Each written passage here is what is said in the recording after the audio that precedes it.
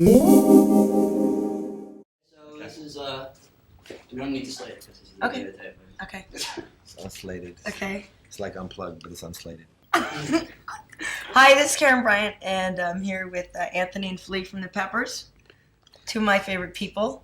And actually, I just wanted to ask you a few questions about. Oh, you always make me crack up. All right, about the pit. Okay, what is your earliest memory of sort of a moshing pit? Talking about Edgar Allan Poe. Yeah, in the pencil. No. Okay. The first pit that I ever built up the guts to go when I was with Pete, my friend Pete over there. We were working on this movie Suburbia. Hi, Pete. Pete was the boom man, and Pete said, "Go, just go dive in it." They were all slamming around. I was like, "I don't know about this pit slamming stuff. I might get hurt." And they looked so angry and upset about society and stuff, and you know. And Pete said, "Just go do it." And I went and did a big flip into it, and I was very excited, and I had a lot of fun. I saw the movie. You were like 15, right? No, I was like 20. Right. Yeah.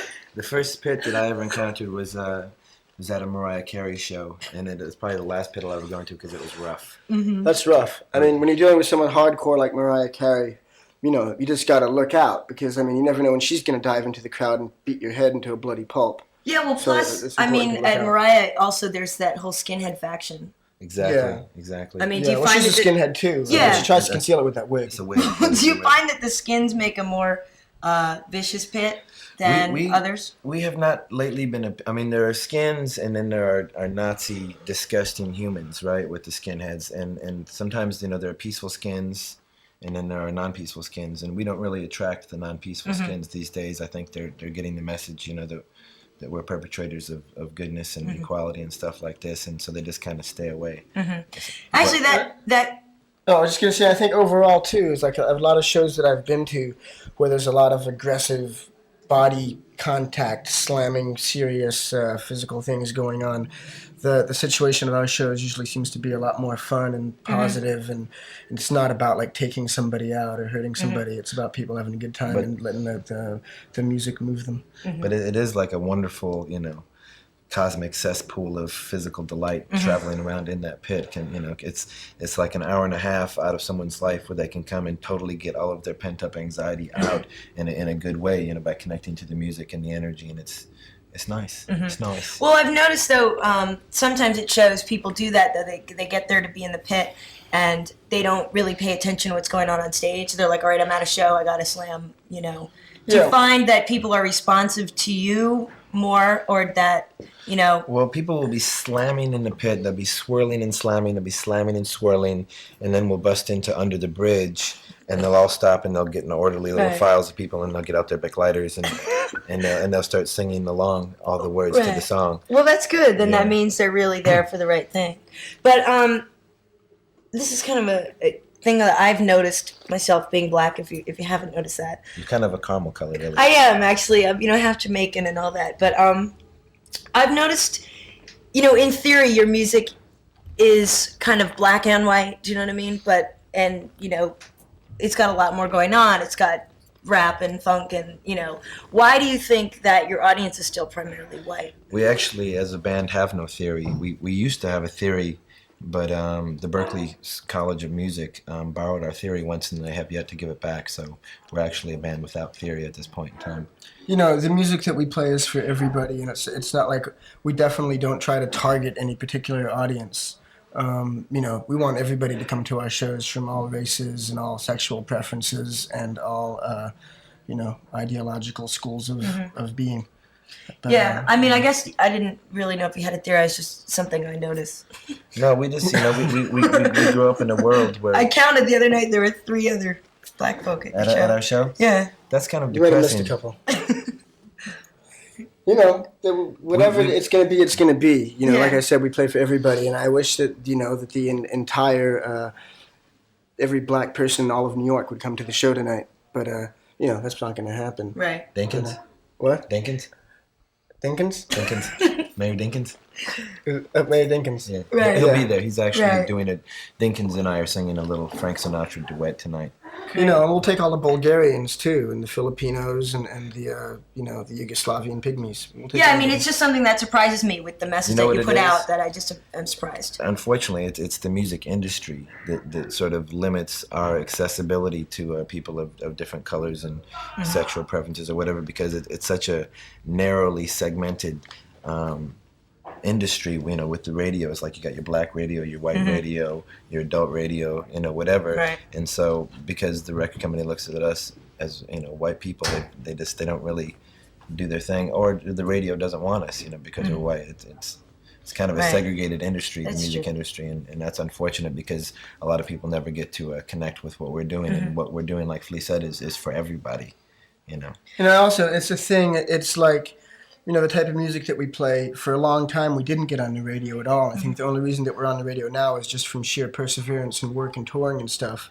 But it's like, our music has been too funky to get on the rock stations. Well, they're also the Yeah. payoffs. and too hardcore and rocked out to get on the Right. black stations. And, just through perseverance, we've gotten what we've gotten. But, like Anthony was saying, the music industry is extremely segregated, and people want to stick to their things. Right. They want to stick to what they know. And, that's a shame. That's the state of the way things are. But you know what? This show is about busting down those barriers, isn't it?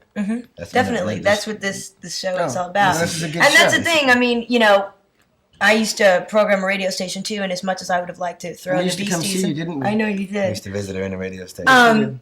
As much as I would want to throw in even something like the Beastie Boys, people would call up and scream out some of the most racist stuff. And I think it is through your, perseverance that you were able to, because I don't think you never sold out and you never, did anything. I think you're definitely at the forefront. But now what happens for bands like Urban Dance Squad and, other bands that are trying to get it together and they're doing... With any band, like you can say, like any band that's like in the same sort of vein as us, like maybe Urban Dance Squad or Fishbone or whoever.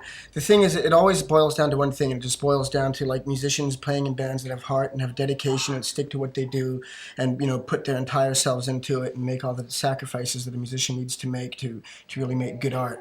And that's all it boils down to. That's all that matters. So it's like bands that you're mentioning that are good. The ones that believe in what they're doing are going to stick around and are going to persevere and are going to break down barriers.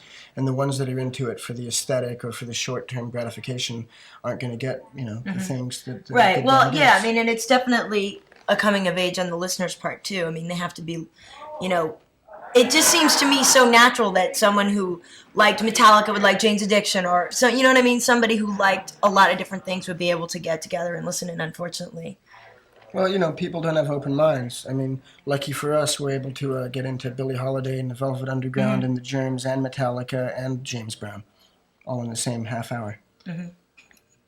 right. James Hetfield, James Brown. Right. They're like this. Now, I asked you this once before, and I wanted to know if it had changed. I asked you guys where you thought you fit in the musical timeline of evolution, and I'm curious now if that's changed. You said something about the skin pickle thing once that I remember. Where we fit in musical evolution? Yeah, because I think that might have changed a little bit.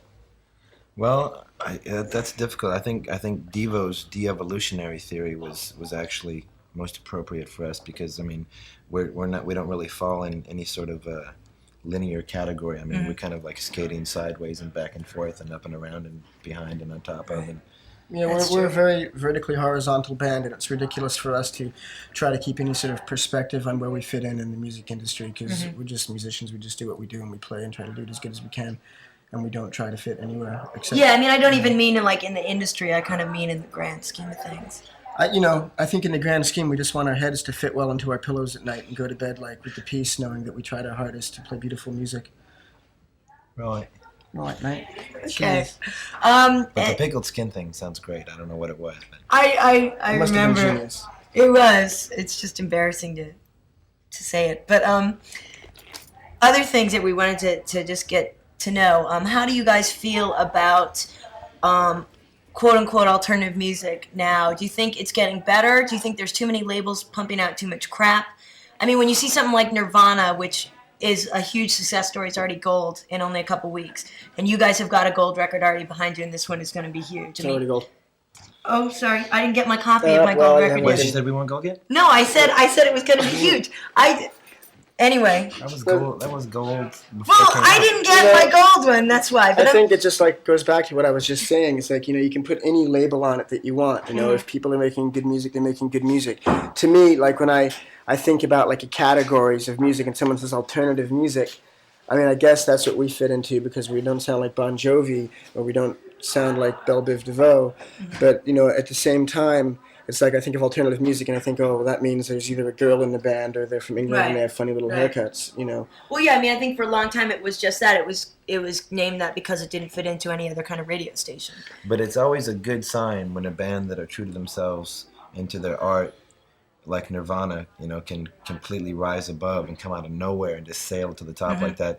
I mean, that's like a good little stab of hope for all the other grovelers out there who want to do what they do and not change it to fit any sort of preconceived formula and try to make it in the music business. Because if you can make it without ever having to compromise your true love in life, then that's the only way to do it. And obviously people can do it because we've done it, and Nirvana's doing it right now, and Jane's Addiction did it a little while ago. So did you guys pick the Pumpkins and Pearl Jam to go on because you knew that they were? We handpicked the Pumpkins and Pearl Jam. Pearl Jam has been rocking very hard every night. Yeah. I really like those guys. Eddie's a sweetheart. Eddie's a wonderful man. He leaves us little love notes in our wardrobe case. And the bass player has very strong legs. All right. Is there anything else you wanted to get out to the people? I just wanted to say that candy came from out on the island. Just because I love that phrase, and I don't know where Lou came up with that, but it was beautiful. And I'm waiting for Frank Sinatra to do a cover of Heroin by Lou Reed, but I'll probably be waiting for a long time. I'm waiting to go back to the hotel and have a massage, order a cucumber sandwich. Okay. Is there anything else you wanted to ask us? No, if you guys, that's cool, right? We would never, ever, ever give you the bum rush. No. I know. The only other thing I wanted was... Some other joker? We might give her the bum, but we wouldn't give her the The only other thing I wanted was... Hey, ho, hoity ho, this is Karyn Bryant Show. Hey, ho, hoity ho, this is Karyn Bryant Show. Hey, ho, hoity ho, this is Karyn Bryant Show. Hey, ho, hoity ho, we're the Red Hots and we gotta go. Oh.